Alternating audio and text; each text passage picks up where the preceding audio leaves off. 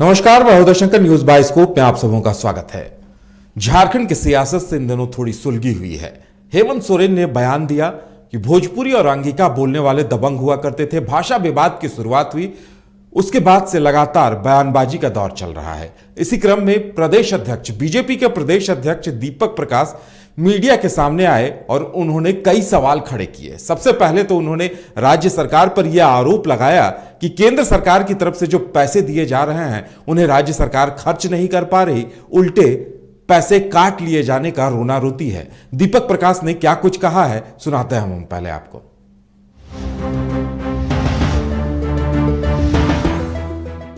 572 करोड़ रुपए भारत की सरकार ने इस राज्य को भेजा। मात्र 134 करोड़ का ही उपयोग राज्य की सरकार कर पाई।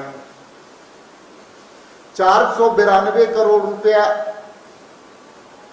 का कोई उपयोग राज्य की सरकार नहीं कर पाई। मेरे पास कई उदाहरण है, मैं संक्षेप में कई उदाहरणों को आपके सामने रखने का कोशिश। कैसे आ गए? वो 8 लेन है, उसके भी पैसे आ चुके हैं, लेकिन राज्य की सरकार को चिंता ही नहीं है उसका टेंडर करना, बाकी चीजों को जमीन अधिग्रहण करना। 8 लाइन। आखिर सरकार चाहती क्या है? बरही कोडरमा, उसके पैसे आ चुके हैं इनके पास, लेकिन सरकार, संवेदनहीन सरकार, झारखंड की अरमानों के को सत्यानाश करने वाली सरकार। प्रधानमंत्री ग्रामीण सड़क योजना, सैकड़ों वहां केंद्र सरकार मांग रही है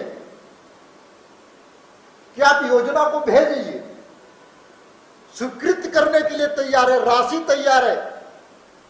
क्या गरीब गांव में गरीब आदमी सड़क पर नहीं चले?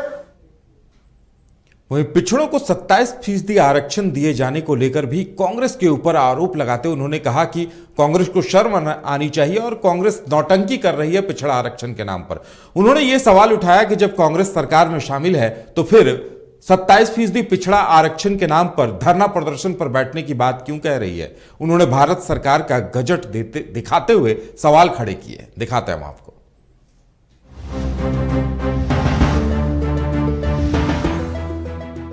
सरकार के द्वारा 27% आरक्षण पहले से प्रावधान है। इस गजट के नोटिफिकेशन में इसका उल्लेख किया गया। 27% ओबीसी समाज के लिए प्लस 10% जो आर्थिक रूप से पिछड़े लोग हैं, पिछड़ गए हैं आर्थिक रूप से, उनके लिए प्रावधान किया गया। अब यहां पर राज्य की सरकार में जो शामिल लोग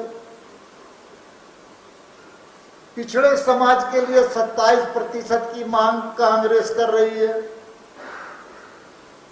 ये झारखंड की जनता को मूर्ख बना रही है। अरे भाई, 27% तुम सरकार में हो, आप सरकार में हो, सरकार के में आप शामिल हैं और धरना दे। वहीं प्रदेश अध्यक्ष दीपक प्रकाश ने यह भी कहा कि झारखंड विकास के पायदान पर पूरे देश में सबसे पीछे खड़ा है, लेकिन यहां पर हो रही हत्याओं के मामले में एनसीआरबी के आंकड़े बताते हैं कि झारखंड सबसे ऊपर है, यानी सबसे ज्यादा हत्याएं यहां पे हो रही है। क्या कुछ कहा है उन्होंने, सुनाता है हम आपको।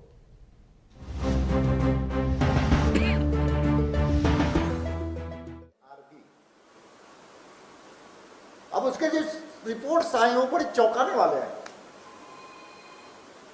पूरे देश में हत्या के मामले में झारखंड प्रथम, विकास में अंतिम, हत्या में प्रथम।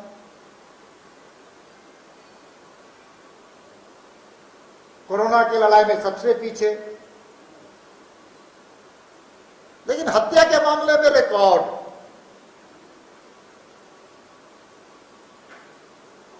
4.2 यहां पर 1 लाख में प्रत्येक दिन 4.2 जबकि भारत का 2.2 एवरेज है, 2.2। वहीं उन्होंने मुख्यमंत्री हेमंत सोरेन से यह सवाल भी पूछा कि वो बताएं गुरुजी से पूछकर कि आखिर झारखंड आंदोलनकारियों पर गोलियां कौन चलवाता था और झारखंड आंदोलनकारियों को दबाने कुचलने का काम, उन्हें जेल में डालने का काम कौन करता था। सुनाते हैं हम आपको।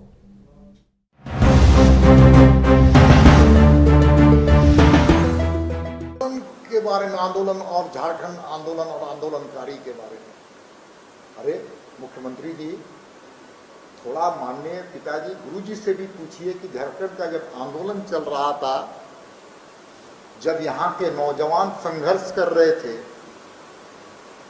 आंदोलन में लोग जेल जा रहे थे,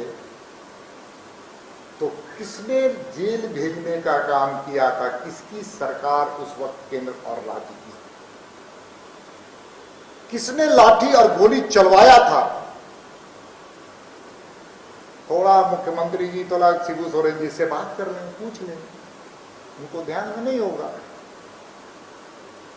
कांग्रेस की सरकार केंद्र में भी थी, राज्य की सरकार भी कांग्रेस समर्थित लालू यादव जी की सरकार थी, और झारखंड के अंदर आंदोलनकारियों के सीने पर गोली चलवाने का काम किया था।